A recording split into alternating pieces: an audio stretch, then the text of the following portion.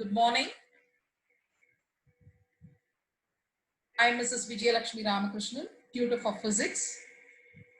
Today, I'm going to cover the chapter gravitation. Briefly, I'll run through how to access the revision notes and the test in the Clay 6 website.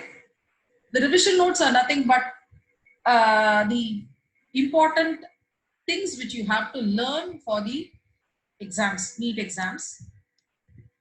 For all the three subjects, we have summarized all the essential things which you need to know in a very comprised form. You can see for all the three subjects, the physics, chemistry, and biology, we have given all the important things which you have to know, the formulae, these small essential things which you have to, the small tips also. Based on that, we have also have the tests. So quickly, I'll tell you how to get into the access the revision notes and the test. First of all, go to the Clay 6 website. This is the home page. There you can see the practice session. Yeah, click on that. Go to, you have several packages. Now you can select the NEET Premium. Click on that. You can see the revision notes here. Click on that. We have covered for all the topics, right from the class 11. It includes both class 11 and the class 12, right from the first chapter to the last chapter. You can see for all the subjects, for all the topics we have covered, and you can as well see the packages also and select your package. Today, I'm going to cover gravitation. What are the things you must know? First of all, exam point of view, this has got 1%, weightage of 1%. So you can expect one question from this. So let's see what are the important things you should know. First of all, the must know.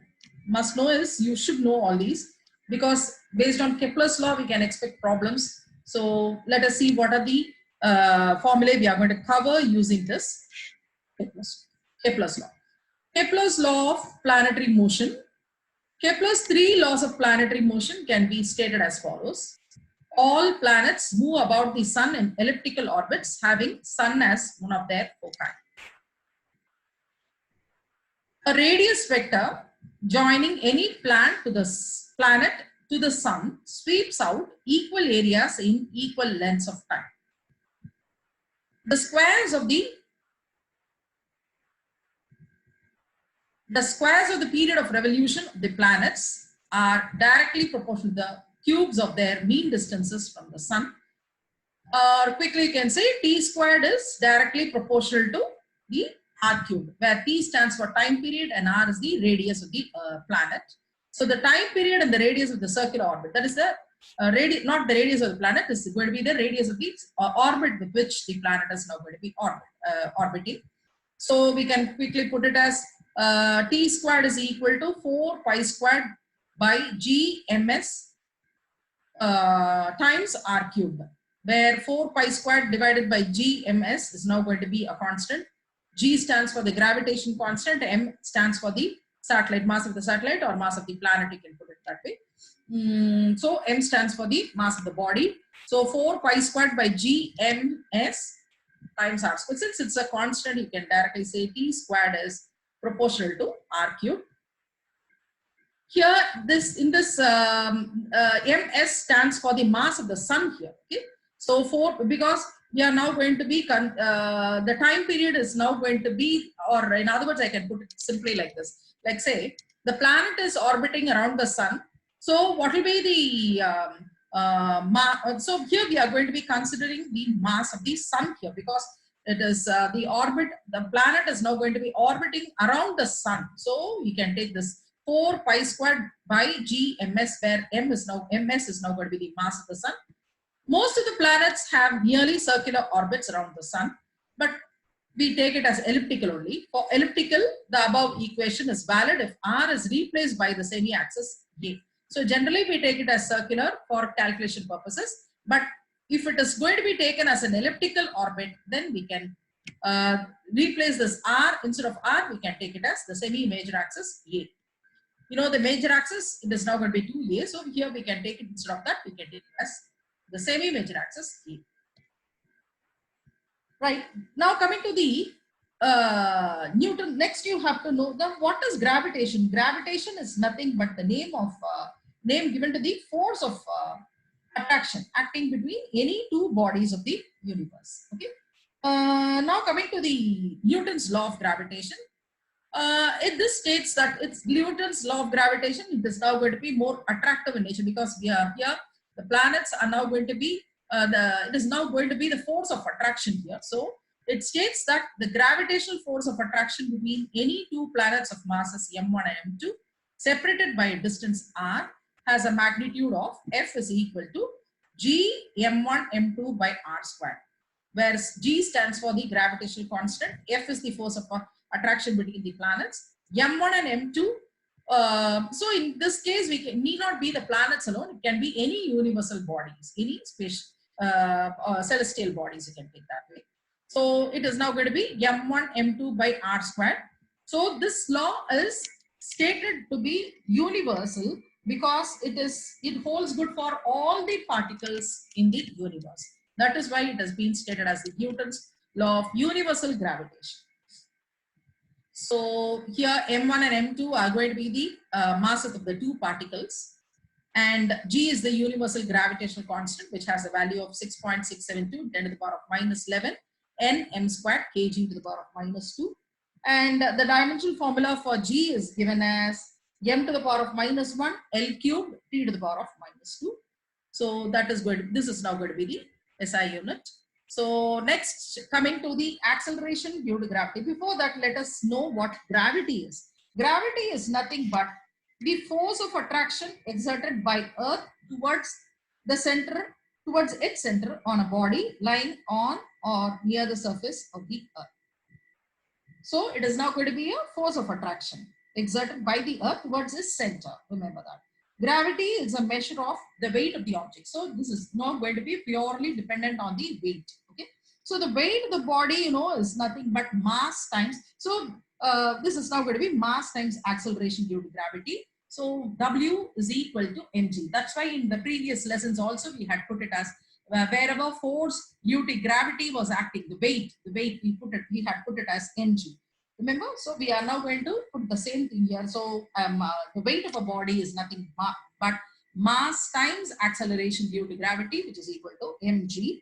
Unit of the weight of the body will be the same as that of the force because it's now going to be the force acting. So it is going to be in newtons. Acceleration due to gravity. Remember now the difference between the mass and weight. Mass is a scalar quantity, whereas weight is now going to be a vector quantity here. Vector is now means force or the weight is now going to be, you can describe it in newtons. So the SI unit for weight is going to be in newtons, whereas the SI unit for mass is now going to be kg. Remember, note the difference. So now coming to the acceleration due to gravity, the force of attraction exerted by the Earth on the body of mass m is the force of gravity. So you can simply put it as G is equal to, small g is for acceleration due to gravity and capital G is for gravitational constants. So that is equal to G into me by re squared, where me stands for the mass of the Earth and re stands for the radius of the Earth, which is equal to 4 pi rho, that is rho g re by 3. We are now going to take it as density. We are going to consider the density here. Let the density of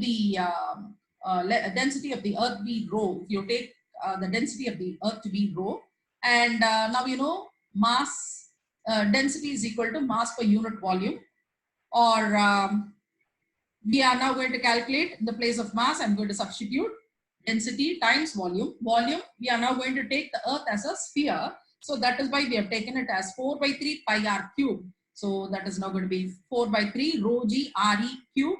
So that by re squared, that gets cancelled. So we get, the result is g times 4 by 3 pi rho g re.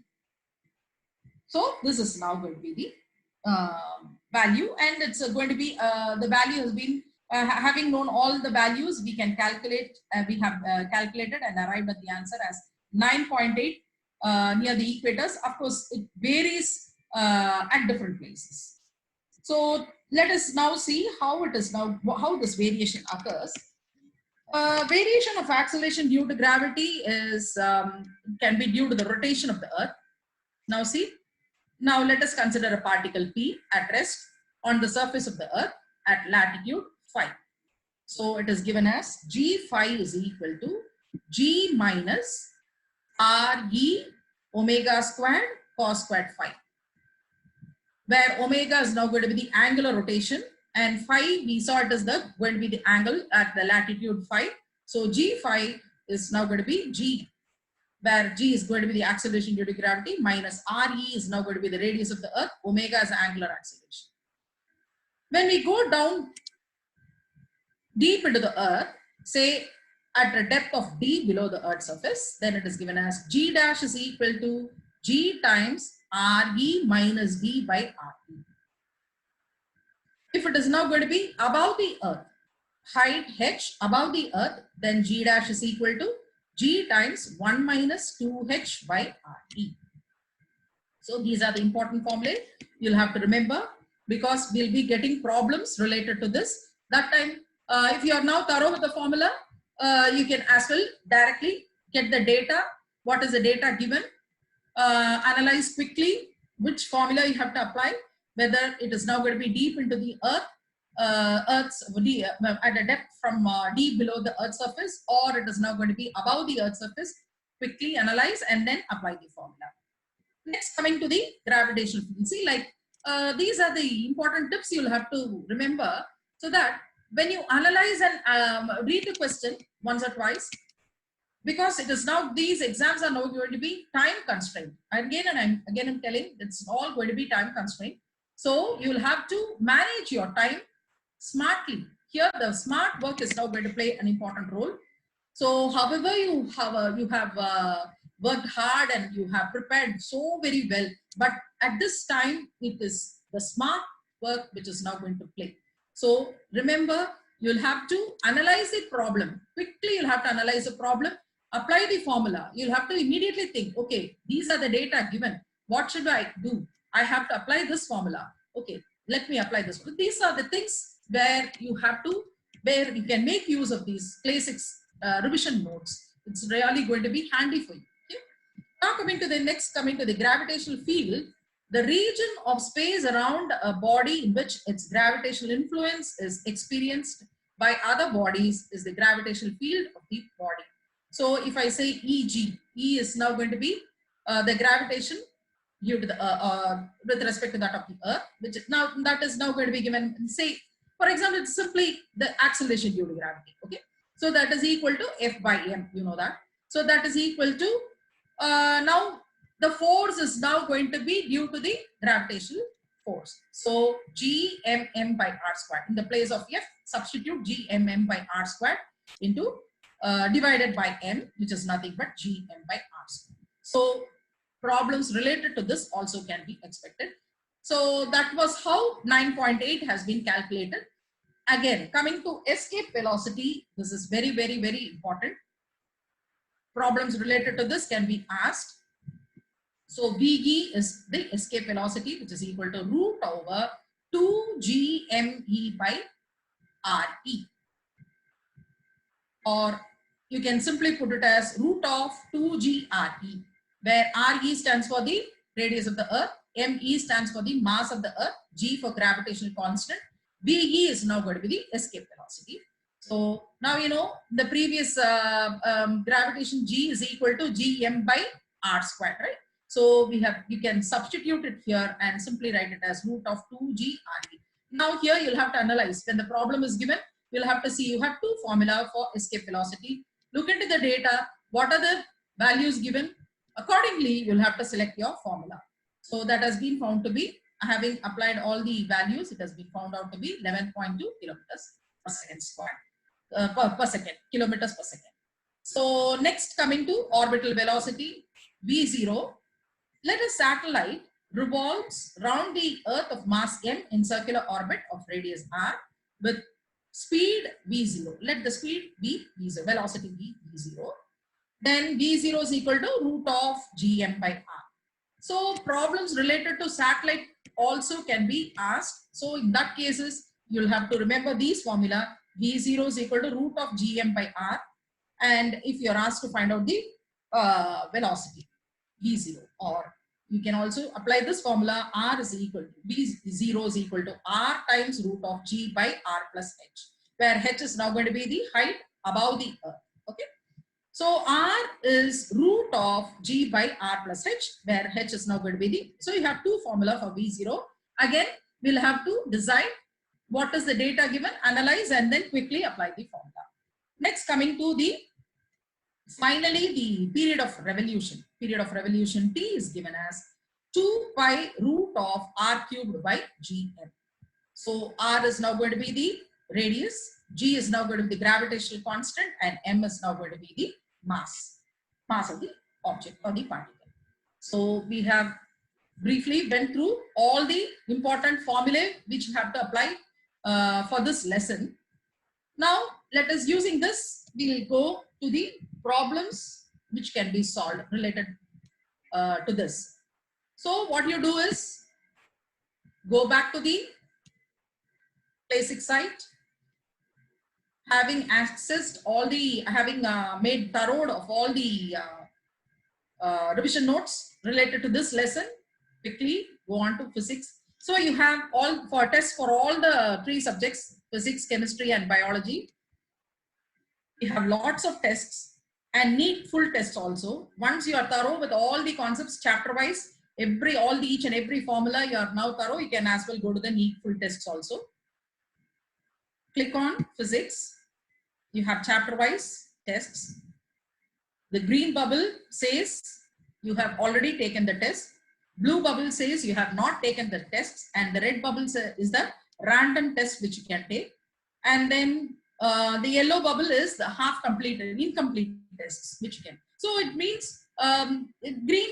I mean, even though you have taken the test once, you can take it any number of times. See, if you're not thorough with the concept, you can quickly access your results. Okay, I am not done with this chapter. I am not satisfied with my result. Let me go through the revision notes again. Let me make thorough with the formula. What are the concepts related to this? Let me go through that once again. Again, quickly come back to the test. You can take the test any number of times. So we have the chapter wise tests here. Now, since we are going to do gravitation, I am clicking on the first test, gravitation. So take test, go to test. All right. The density of Earth increased 4 times and its radius becomes half of what it was. Then our weight will be 4 times its present value, be double, be unchanged, that is, it remains the same, or be halved. Let us quickly solve this. It's now, we already saw in the revision notes that G is proportional to R. G is equal to rho R, you know that, where rho is going to be the density. So, but rho density is now going to be a constant. So you can say G purely depends upon the radius, right? So G is the density and R is the radius. So now you know W is equal to mg. Now W dash is equal to m dash G dash. So therefore now let us calculate G by G dash, which is equal to rho R by 4, because he says the density is increasing, multiplied by 4, and the radius is reduced by half. So R by 2. Now we can quickly cancel. Rho gets cancelled. R gets cancelled. 2. So it is now going to be, so W dash by W is now going to be, it is now, so G by G dash is now going to be 1 by half. So therefore W dash is equal to 2 times that. Let's see which option is correct. Option B is correct. B double he says. Okay, save that. Go to the next. An iron ball and wooden ball of same radius are released from a height h in volume in vacuum. The time taken by both of them to reach the ground is what? Now, you know the time of descent is now going to be t is equal to root of 2h by t.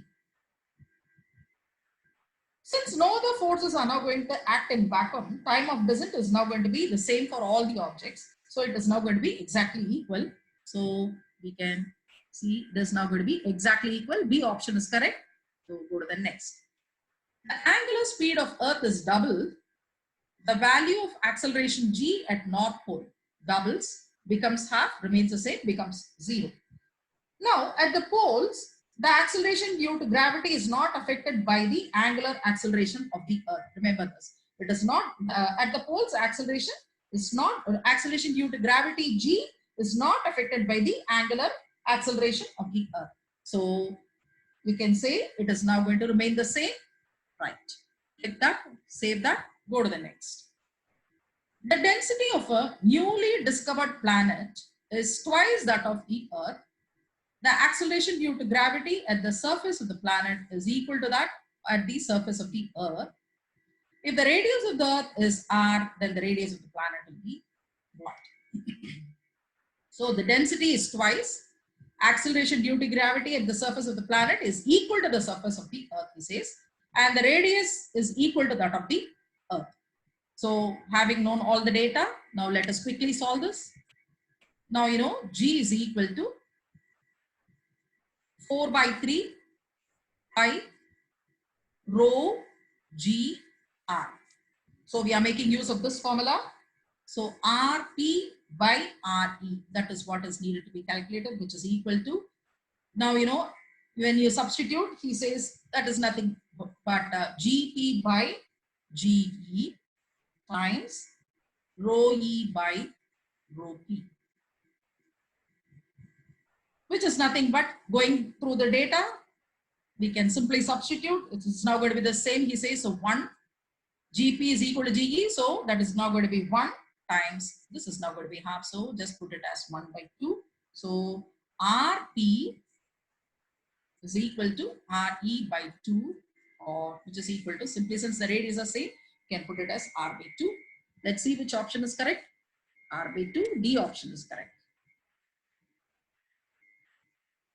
Now coming to the fifth question. In the gravitational field, at the point where the gravitational potential is 0, gravitational field is necessarily 0. It may not, nothing can be said of it. Gravitational field is always positive. Right. Gravitational field is given by dV by dx, where V is called as, where V is the gravitational potential. Okay, so that is now going to be more of a potential gradient, you can say. Now, since the potential is 0, that means V is 0, the gravitational field is also 0. So V is 0, so gravitational field is necessary. It is now going to be gravitational field is 0. So option A is correct. Click that. Go to the next. Gas escapes from the surface of a planet because it acquires escape velocity. For escape velocity, we looked into, we had two formulae. Quickly decide what is the question, what is being asked, what you have to apply. So the escape velocity will depend on the mass of the planet, mass of the particle escaping, temperature of the planet, radius and the planet. Right. Escape velocity VE is equal to root over 2 gm by r. So you can as well see that it is going to depend on the mass and the radius of the planet. So it is directly proportional to the square root of mass and inversely proportional to the square root of radius. So that means it is now going to be dependent on mass and radius. So that means option, it is mass of the planet and the radius of the planet. So 1 and 4. So option B is correct. Let us save that. Going to the seventh one. The value of escape velocity on a certain planet is 2 kilometers per second. Then the value of orbital velocity or orbital speed for a satellite orbiting close to its surface is 1. All right. So the velocity is now going to be, the orbital velocity is now going to be given by, you can say, is escape velocity divided by 2. So escape velocity divided by root 2. Let me put it as VO, that is the orbital velocity. Orbital velocity VO is given by VE by root 2, or V0 is equal to, here it's given as 2, right? So 2 by root 2, or which is equal to root 2 kilometers per second. Root 2 kilometers per second. D option is correct. Click that. Go to the next. A satellite moves in a circle around the Earth. The radius of this circle is equal to 1/2 of the radius of the moon's orbit. The satellite completes 1 revolution in. All right. Time period of the revolution of the moon around the Earth is now said to be 1 lunar month. When it goes once around the Earth, we call that as the lunar month. Now, by Kepler's law, we saw that time period is proportional to r raised to the power of 3 by 2. So because we saw t to the power of 1 by 3 is equal to, or you can put it, t to the power of 1 by 3 is proportional to, t to the power of 1 by square is equal to, or I'm sorry, let us quickly go to the notes and see. What did we see here? By Kepler's law. Kepler's law states that, you can see, t squared is proportional to r cubed, right? So now quickly substitute that. T squared is proportional to r cubed, or taking square root on both sides, I'll get it as t is proportional to r raised to the power of 3 by 2. This is how I got it. So now let us take Ts, that is for satellite, and Tm for moon, which is equal to Rs by Rm raised to the power 3 by 2. But that is given as half, right? Rs by Rm is given as half. So which is nothing but half raised to the power of 3 by 2. Which is, so this implies Ts is equal to 2 raised to the power of minus 3 by 2 lunar month. Let's see which option is correct. T, the satellite, time period of the satellite is now going to be 2 raised to the power of minus 3 by 2. 2 raised to the power of minus 3 by 2. So option D is correct. Save that. Go to the next. A planet moves around the sun at a given point P. It is closer from the sun at a distance d1, and the speed is v1 at that time. At another point Q, when it is farther away from the sun at a distance of d2, what will the speed be? So when it is closer to the sun, the planet is going around the sun. When it is at the closer point, it is now going to have at a distance of d1, that speed is v1. But when it is farther away from the sun, that point is given as Q. At that time, the distance is d2. What will be d2 is asking. This is quite simple. We'll have to make use of the angular momentum also, which we studied earlier. So angular momentum is now going to be the same. It is now going to be the constant. So we can now quickly put it as m1 v1 d1 is equal to m2 v2 d2. Or from this it implies v2 is equal to d1 d1 by d2. d1 d1 by d2. Let's see which option is correct. d1 d1 by d2. Option B is correct. Take that. Go to the next. Two planets have same average density, but their radii are r1 and r2. If acceleration due to gravity on these planets are g1 and g2 respectively, which can be the correct option? This is quite simple. Now g is given by 4 by 3 pi rho g r. He says rho is a constant. That means the other components which are going to be the variable are now going to be g1 by g2 will be equal to r1 by. So g and r are going to be varying. So we can put g1 by g2 is equal to r1 by r2. Let's see which option is correct. Yes, first option is correct. Save that. Go to the next. For a planet moving around the sun in an elliptical orbit, which of the following quantities remain constant? Total energy of the sun planet system, the angular momentum of the planet about the sun, the force of attraction between the two, linear momentum of the planet, which is now going to be the constant. Total energy of the planet sun system and the angular momentum of the planet, they always remain a constant. Remember, in a planet, the angular momentum of the planet is always a constant.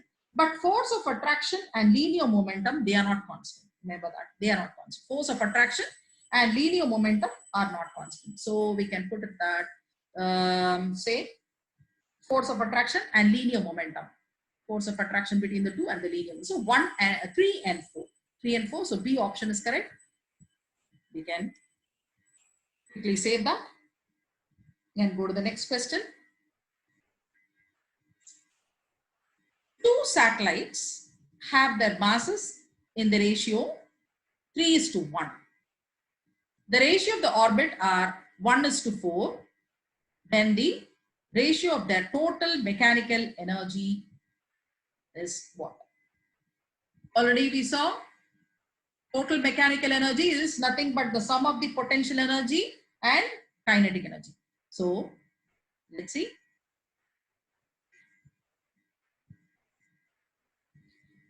Okay. E is given as minus GMM by 2R. So if E1 is equal to minus of G M, or I can simply put the ratio itself directly because G and G will get cancelled. Now the masses are now going to be M1 and M2. And the respective radii are given by R1 and R2. So I can quickly put it as E1 by E2 is equal to, I'll directly put this. So it's now going to be, let me put it again. So given that E is equal to minus GMM by 2R. So mass M1 has a radii of R1 and mass M2 has a radii of R2. Okay.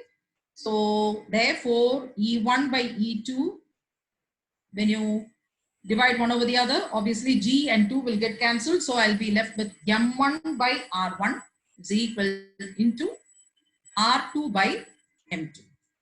This will reciprocate. So you'll get it as R2 by M2. Now quickly substitute what is being given here. You can see it is in the ratio 3:1. The masses are in the ratio 3:1 and the ratio, the radii are in the ratio 1:4. So quickly substitute that. So that is now going to give you 3 by 1 times 4 by 1, which is equal to 12:1. Let's see which option is correct. 12:1. First option is correct. Click that. Go to the next. A simple pendulum has a time period T1 when on Earth's surface and T2 when it is taken to a height R above the Earth's surface, where R is the radius. Then what is T2 by T1? It's quite simple. Just apply the simple pendulum formula. So now it's given as G2 by G1 is equal to R1 squared by R2 squared. Right? If R1 is equal to R and R2 is equal to 2R, then G2, substitute the values, then it becomes G2 by G1 is equal to R squared by 4R squared, which is nothing but 1 by 4. Now, you know, T is equal to 2 pi root of L by G. Therefore, T2 by T1 will be equal to root over G1 by G2, which is nothing but root of 4, right? Root of 4, which is equal to 2. Let's see which option is correct. 2. The option is correct. Click that. Go to the next. If the radius of Earth were to shrink by 1%, its mass remaining the same value of G on the Earth's surface would be, how much would it increase? Listen, children, it's a very important question. It has been repeated quite often in many papers. So, listen carefully how I'm solving this. Of course, it's quite easy also. G is Gm by R squared. So, a small difference in the change in acceleration, let me take it as dg by g, the error, okay? That is now going to be equal to minus 2 dr by r, where that is now going to be dr by r is the error in the radius, and this is now going to be, or increase or decrease in radius, and same way dg is now going to be the, dg by g is going to be the increase percentage of the gravitation, okay? So now it is given dr by r is given as 1%. Right? So now substitute it here, then you get it as dg by g is equal to minus 2%. Negative sign indicates that g is decreasing by 2%. Okay, so it is decreasing by 2%. So option D is correct. Click that. Go on to the next. A rocket is launched with velocity 10 kilometers per second. If the radius of the Earth is r, then maximum height attained by it will be what? Let's solve this. Read the question carefully again. A rocket is launched with velocity. So rocket's velocity is given as 10 kilometers per hour and the radius of the Earth is taken as r. What will be the maximum height attained by the rocket? All right.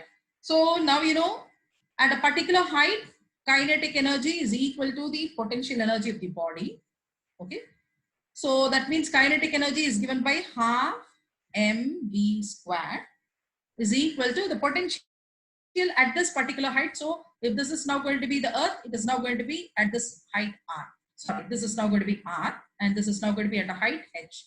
Let me put this as point P. This is now going to be, so obviously the distance is now going to be r plus h. So mgh is the potential energies formula. You know that? Substitute that, so that gives you mg r plus h. mg r plus h. Now you know v squared, v is equal to root of 2gh, right? So v squared is equal to 2g. In the place of h, I'll put it as r plus h here. After, you can cancel m and m, take this 2 there, then you get it as mg, v squared is equal to 2g times r plus h. That means when height is the maximum, or in other words, I can say h is now going to be the maximum height reached by the satellite. Now look into the values given. It is now given by 10 kilometers. So substitute the values, then you can easily write it as, so 10 into 5 by 8, the whole square, because here 5 by 18, 5 by 18, we are converting it as kilometers per hour, right? I'm converting it to meters per second into 10 to the power of 6. Into 10 to the power of 6 is equal to 2 into g, we have taken as 10 times r plus h. We don't know the radius of the Earth. Had they given the value of r plus h, no, if he says r plus h is equal to, you can now solve this and find out r to be equal to, r plus h is equal to 5r. r plus h is equal to 5r. Where r you know is nothing but, or h is equal to 4 times r. Okay, 4 times r. But r is given as 6.4. So if you know the value of the, I mean, all this will be given earlier. So if r's value is 6.4 times 10 to the power of 6 meters. So using that, Later on, you can find out that H is equal to 4R. Now look quickly. The option is correct. Save that.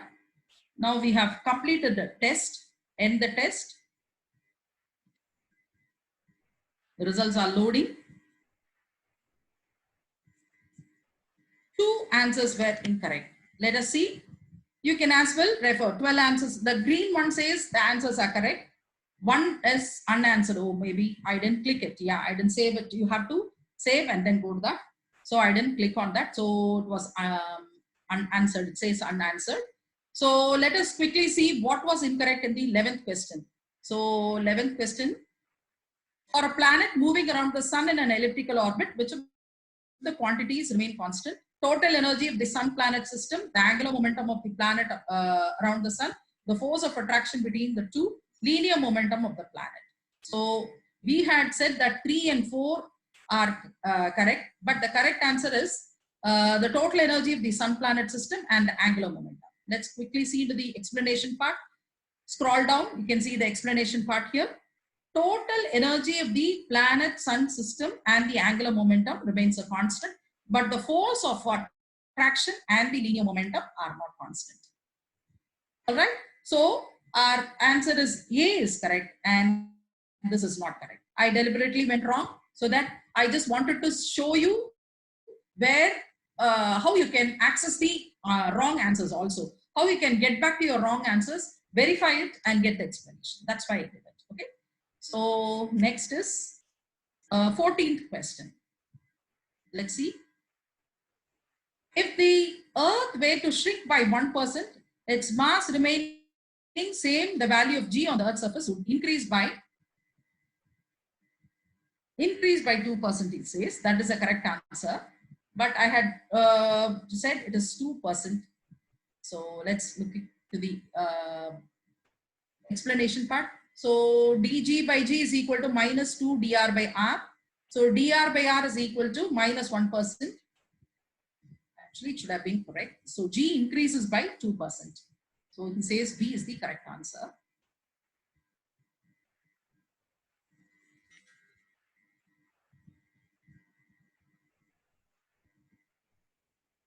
So option B is correct. So I went wrong there. So it should have been.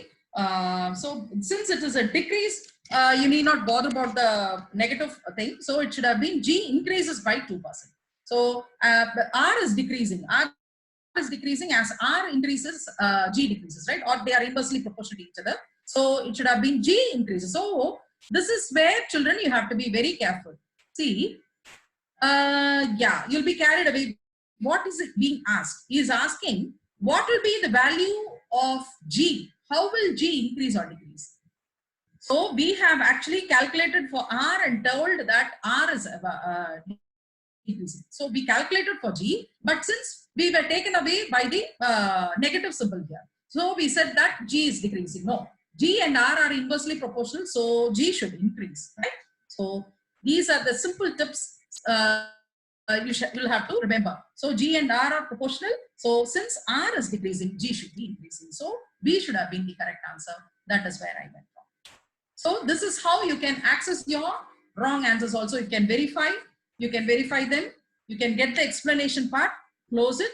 You can go back. Okay, I didn't do this until or otherwise you get the entire full percentage of marks from this. You can take the test any number of times. Go to the revision test, make yourself clear again of all the concepts. Then again, you can take the test again. So likewise, we have so many other tests also. So you can as well see, you have again, so we were still in the first test only. So since we went, two of my questions were wrong. So I want to get 100%. So I'll go to the NEET revision notes. I'll make myself thorough with all the concepts again, and then go to this test again, make myself thorough. I'll take this test and get 100%. Until or otherwise I get 100% from this test, I can take it any number of times and then go to the second test. So likewise, you can make use of the tests and the NEET revision notes from Play 6. So is there any questions to be asked, children? Swapna?